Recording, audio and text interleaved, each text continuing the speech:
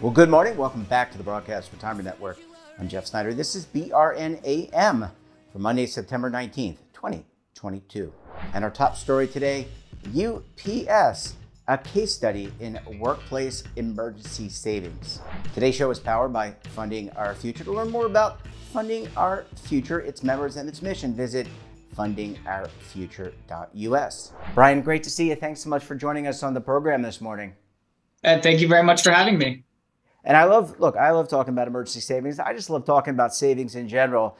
And what I thought would be interesting is you and a group of firms partnered with the United Parcel Service, better known as UPS, a lot of packages they deliver each and every day. But they rolled out an emergency savings program and they saved collectively $10 million. And Brian, let's start off, but that's a lot of money. Yeah, it really is. And it's a significant impact. And we were really thrilled to be able to partner with UPS as part of BlackRock's Emergency Savings Initiative, which is this philanthropic effort to work with a variety of private sector partners to drive emergency savings. And UPS was really one of the first to identify this opportunity to support their non-union employees with emergency savings. And, the impacts of that, as you said, $10 million in new savings, increased participation in this feature of their 401k plan that we really think is going to have an impact on those employees' lives. And look, I think we've learned a lot of lessons through the pandemic. And just to kind of pull back a little bit, we haven't done a good job the great majority of us have not done a good job in saving for an emergency. There's a lot of debt, a lot of credit card debt, student loan debt. That's a whole another story that we'll cover on the network at another point. But really, tools like this and this case study really is a roadmap for other employers to help their employees. Because if they're not financially secure, Brian, they're not going to be very productive workers.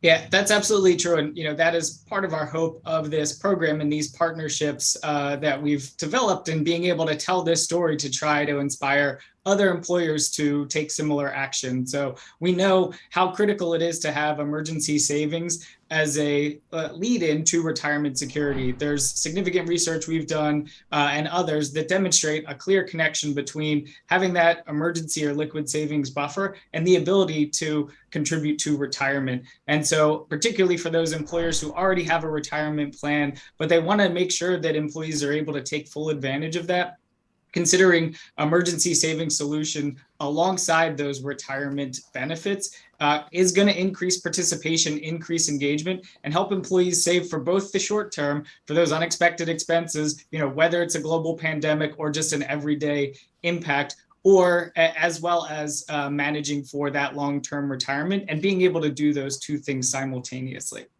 I mean, who knows? You may need a new refrigerator and you're going to have to pay for that. You got to pay for it either with a credit card or emergency savings. So Brian, take us through at a very high level. How does this program work? How did it work for UPS? Is it a part of the voluntary benefits that UPS offers? Is it a part of the 401k? Tell us a little bit about it in a little bit greater detail.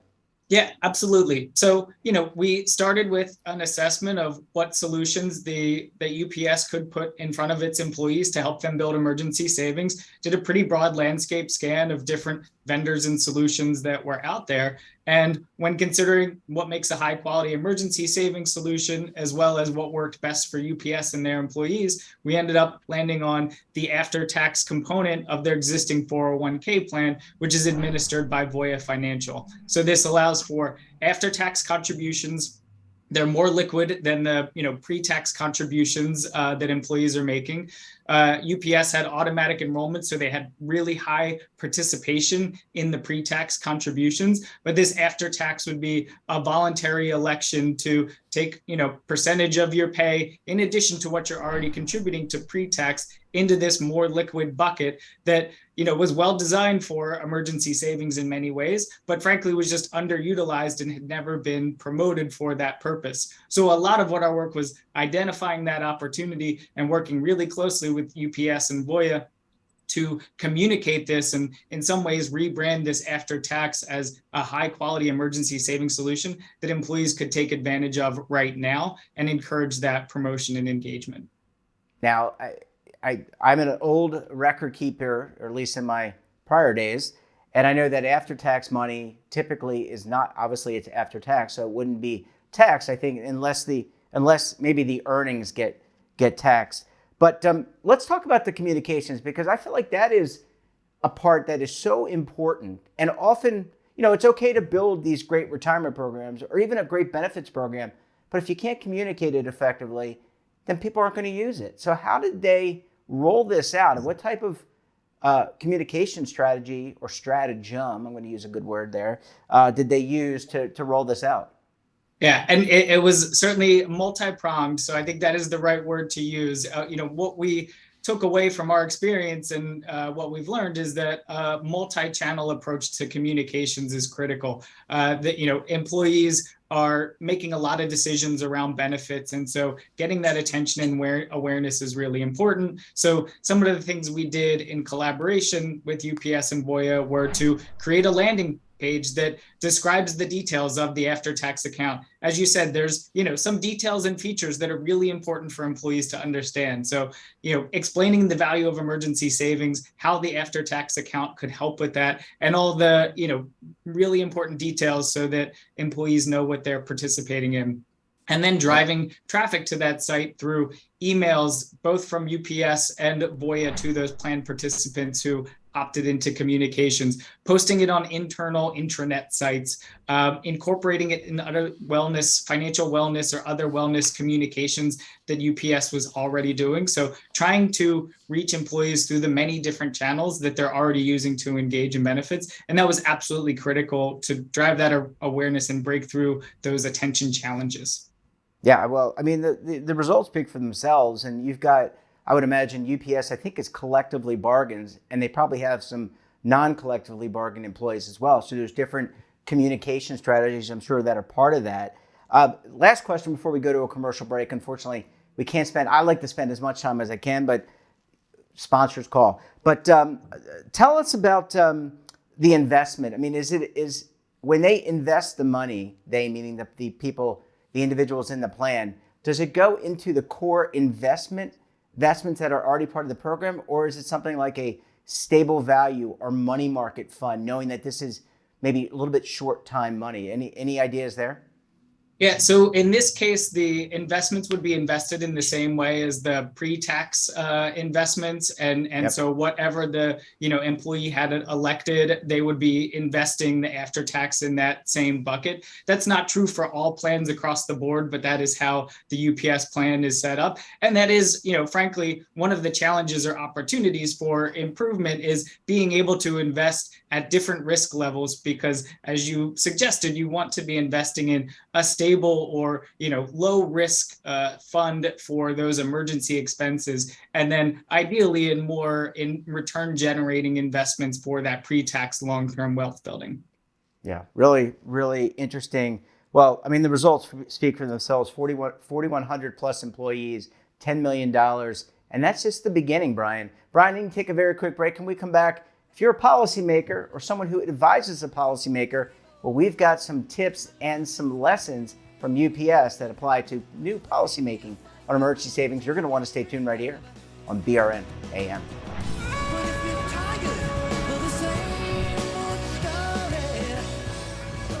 Imagine a new television network that will make you richer, healthier, and in control of your financial future.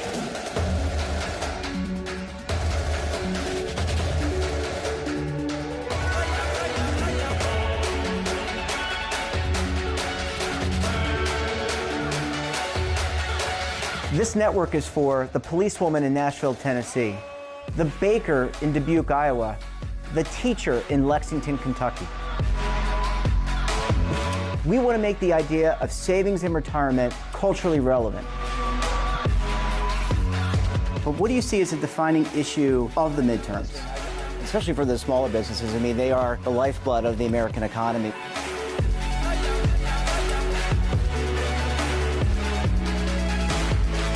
Featuring exclusive interviews, current affairs, and docuseries. 33 years old, you retired early. The philosophy is money only matters if it helps you live a life that you love. But you got to start thinking about retirement as soon as you get in. The Broadcast Retirement Network will drive very high engagement with premium partnerships. So this isn't retirement and savings for your parents or grandparents. This is for all Americans. And we're going to change the way you think about money.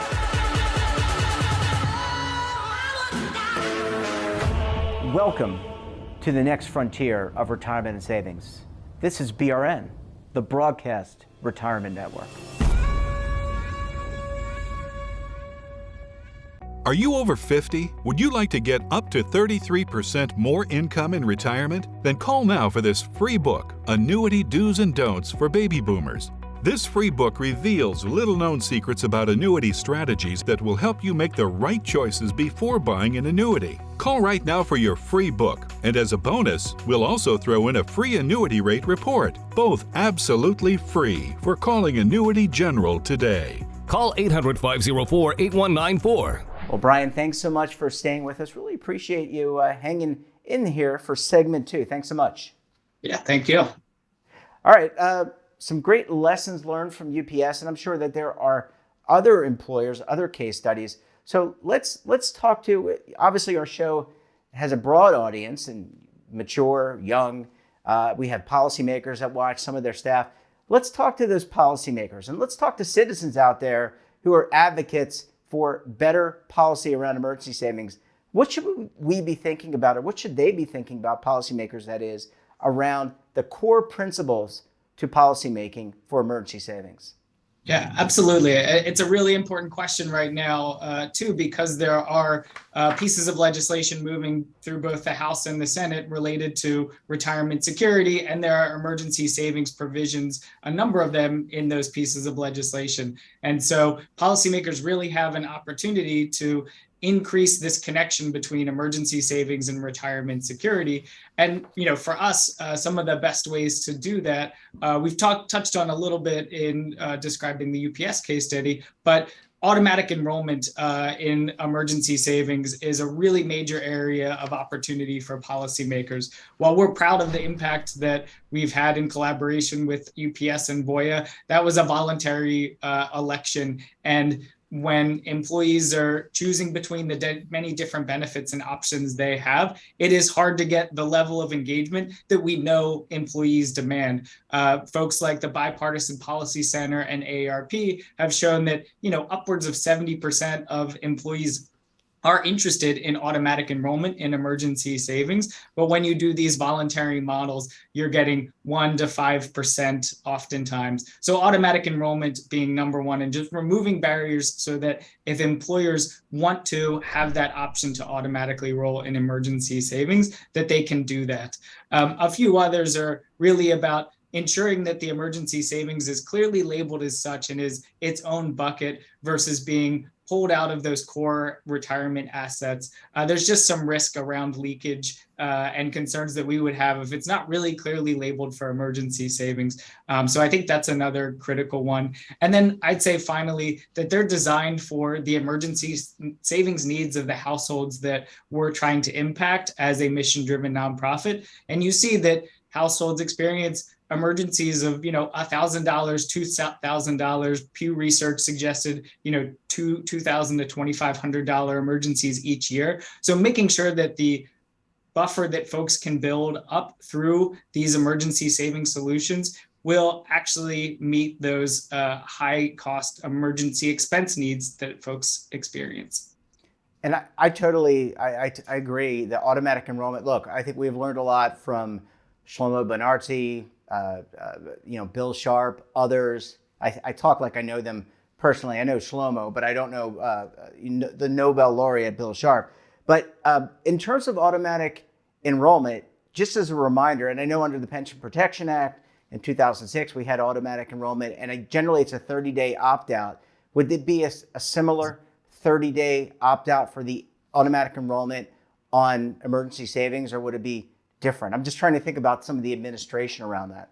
Yeah, absolutely. And I think leveraging the best practices from the 401k experience seems very obvious to us. So whether it's exactly 30 days or something similar, I think giving employees time to, again, review the information, understand what they are, being enrolled into, having plenty of time to opt out. So, this isn't taking choice away from employees. It's really simplifying the process and smoothing the pathway from what we've seen is really strong interest in these programs, but lower participation. So something like a 30-day period to review the material, understand how to opt out, understand how you would access those funds with an unexpected expense is really critical. So yeah, absolutely something like that time period would apply in the emergency savings context as well.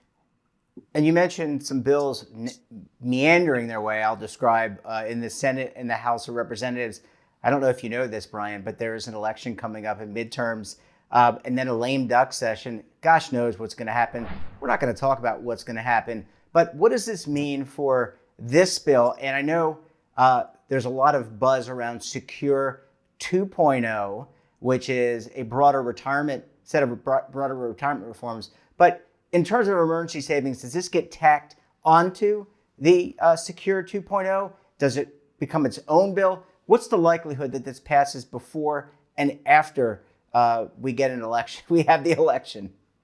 Yeah, to your point, it is very hard to have a crystal ball, and we are very optimistic. There seems to be a true bipartisan spirit around retirement security legislation, and there's 3 bills that are moving through the House and Senate, different committees. But I'll say there's the Emergency Savings Account Act of 2022, introduced by Senators Young and Booker. There's another bill called Enhancing Access the Enhanced Emergency and Retirement Savings Act, introduced by Senators Bennett and Langford.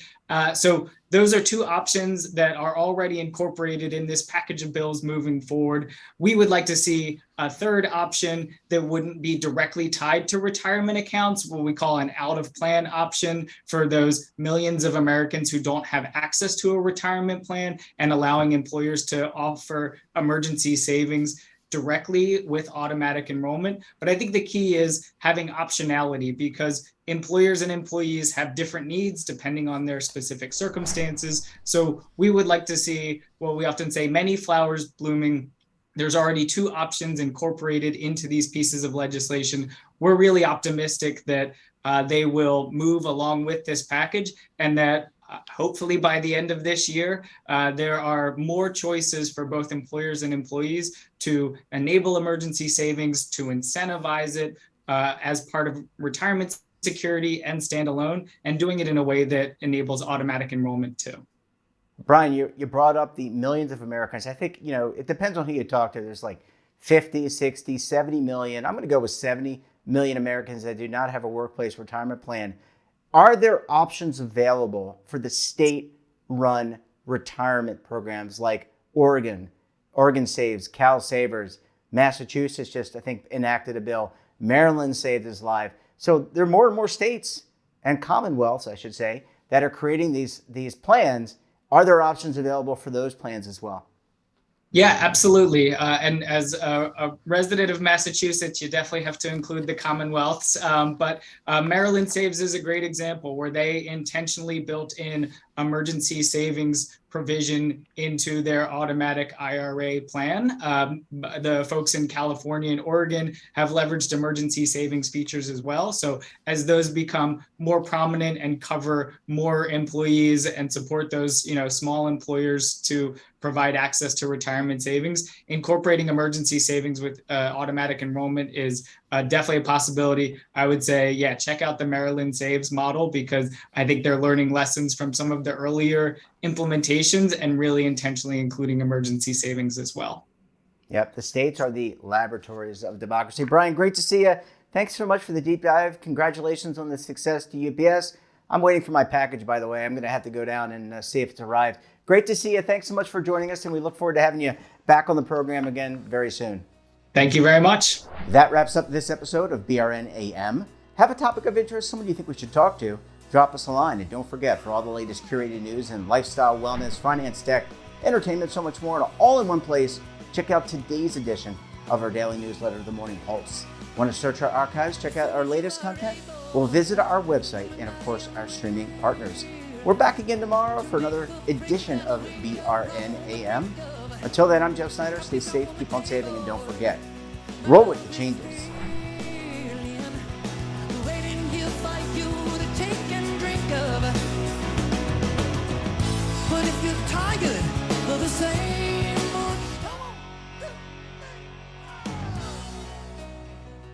Now is your opportunity to co-create content around any topic on the first lifestyle and wellness network. Reach a global audience through our platform and co-own exclusive branded content.